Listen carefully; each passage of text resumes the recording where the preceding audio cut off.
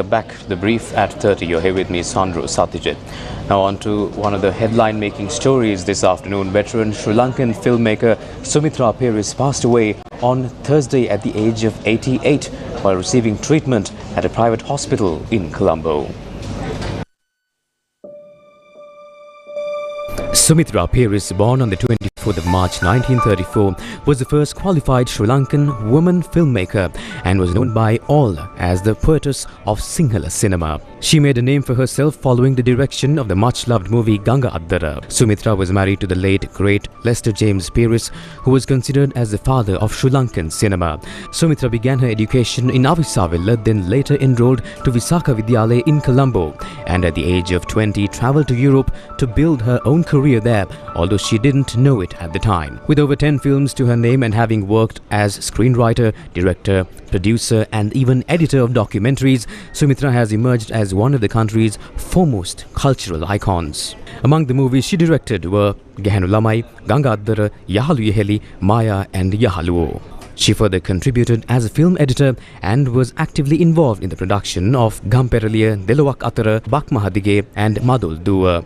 As the last of her generation in the industry, Sumitra's contribution to Sri Lankan and South Asian cinema is indisputable.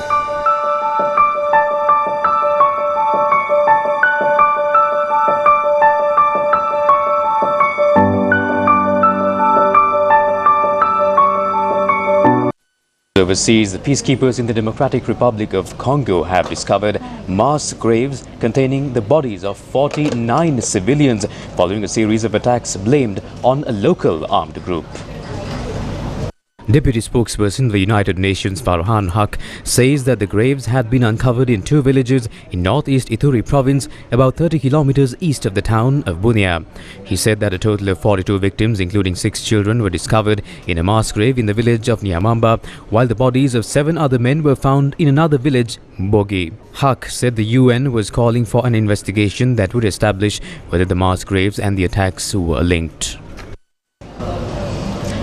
And now on to sports news. Britain's Andy Murray will aim to reach the third round of the Australian Open for the first time in 6 years today, but rain delays meant he had to wait to learn of his opponent. 5-time finalist Murray will play Australia's Thanasi Kokkinakis, who completed his suspended first-round win over Fabio Fognini late on Wednesday. Kokkinakis beat Fognini 6-1, 6-2, 6-2 in a match that took place across 24 hours due to several rain delays, while former world number 1 Murray pulled off a dramatic 5-set win over Italian 13th seed Matteo Berrettini on Tuesday. He faces Murray in the second night session